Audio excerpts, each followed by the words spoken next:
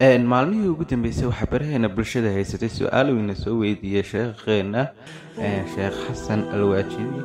oo runtii baraha bulshada ka dhalisay dood badan oo lagu kala fikir duwanaaday. haddaba su-aasha sheekh weyna soo weydiiyey waxay u dhignay sidan tan: sidee buu ku noolaanayaa buu ihi wiil dhalinyar ah oo weliba da-dii ugu fiicnayd ku jira oo 30 jira bilaa guur. runtii marka dhinac laga eego waa sax arrintaasi, dhinaca kale marka laga eego waa carqaladaha keenaya inuu qofkii 30 soo gaadho. haddaba guur muxuu yahay dhanka sheekhu ka eegay? haddaynu ka istaagno dhanka sheekhu ka eegay, maanta waa runtii oo wiil dhalinyar ah oo waqtiga nool sida uu guur la-aan xilligaa kusoo gaadha way adagtay runtii, oo shahwadiisa iyo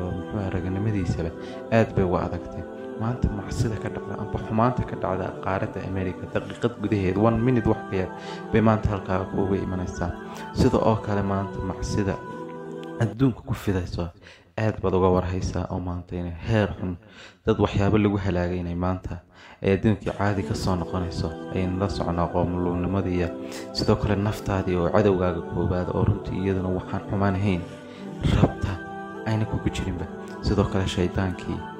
oo aad waxyaabo badan kugu qurxinaya. haddii aynu community Soomaalidana runtii hableennina maanta waxay u bateen hablo muxuuha badanka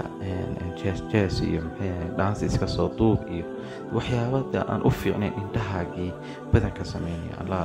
Allah inoo asturo hableennana waxyaabahaas oo dhan marka ay arkay sheekhu wuxuu aad bay u adag tahay runtii inaad xilligaa guur la-aan aad ku soo gaadha. waayo xaaska waxaynu ognahay in ay waxyaabo badan kaa dabooleyso oo laguuliba diintaaday dhammaystiraysaa, oo maanta wixii dumar oo dhan iyadaa kaa kaafiyaysaa, wixii macsi aad indhaha u arkayn iyadaa kuu joogta. runtii guurku marka dhinaca laga eego aad ayuu kugu fiican yahay, oo waxyaabahaasoo dhan baad ka nabadgelaysaa. oo nin haddaba dhankii kale ee bulshadu ka eegtay uuna sheekhu ka eegin waxa weeyaan waxyaabahaas sababaya inuu qofku guurka la-aan uu soo gaadho 30 jir iyo wax ka badanba. waa la arkay uu soo gaadho 30 jir iyo wax ka badanba. waxyaabahaas sababaya waaqiciga la iska indhatiri karin, oo runtiina ilaa imika taagan haddana xal loo keenina la arki doono 40 jir bilaa guura oo iska socda. waxyaabaha keenaya horta wax ka mid ah horta wiilka dhalinyarta maanta nool ee ku nool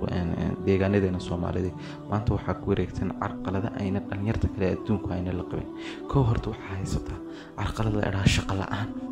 keena shaqada hela ka shaqo la-aanta horta hela isaga waa iska daawo waa baabka lagu galay ka shaqadeena maanta haya kaba soo qaadba tusaale weliba kuwa ma oranayo meelaha yar hoose u shaqeeya 100 ku shaqeeya kuweena shirkadaha ugu waaweyn u shaqeeya waxay qaataan sida inuu ognay 400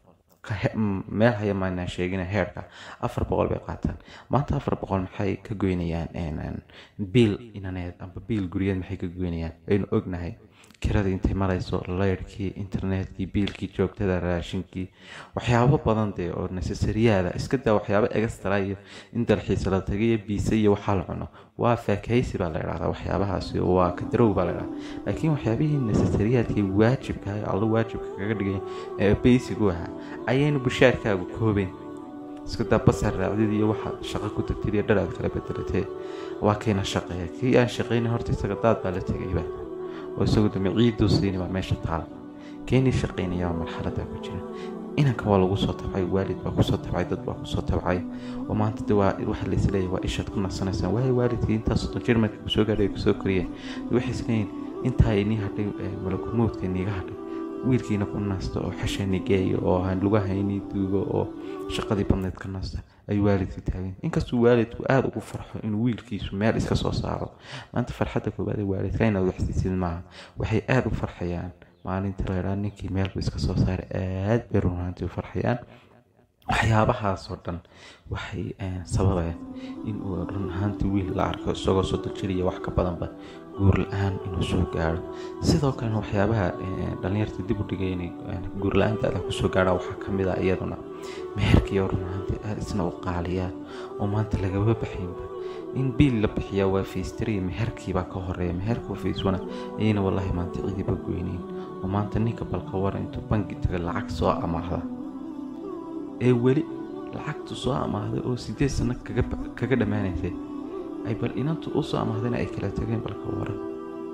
welina bixinaya lacagtii inantiina wanahayn 8 sannadoodna laga jaranay ka waran bar culayskaas meherkii oo aad oon wax kale lagaga baxayn in aad amaha aad gashid mooyaane aroos baa ku xigo feesto la idhaahdo iyo wax kaloo isbarashooyin la idhaahdo iyo waxyaabo kaloo soo kordhayo dhaqamada gaaladeena soo gelaya ayaa iyaduna jirta oo aad iyaduna u kharashaadkayga iyo waxayda culayskayga u wadato sidoo kalena feestri baa jira oo gurigii la goglo oo balaayada bixiyo oo la kireeyo iyo biil iyo runtii wiilkii markuu carqaladaha arko wuxuu isiraahdaa inta ugu badan focuska saar inaad shaqaysatid inaad dakhli badan aad samaysid in bishii $2,000 ay kusoo gelayaan marxalado noocaasu qofku dhalinyartii ku fikiraa waana marxaladaha dib u dhigay inuu guurkii hore usoo degdego inahaas ayaynu kaga eegi lahayn labada fikir ee laga kala haystay labadooduna way saxan yihiin sheekhu waa saxan yahay way adagta waa kaa dhalinyartuna way saxan yihiin carqaladahaas baa hortaagan haddii aan xal loo keenin arrimahan hortaagan wiilka dhalinyarta oo shaqo abuur badan wadamadii soomaalida laga sameyn guurkii lasoo khafiifin kharashaadkan baxaya oo dhanna aan la kantaroolin runtii waa carqalad bay ahaan doontaa waana la arki doonaa dad waa dhalinyaro aan weli guursan oo waqtigii malakumoodku gadhka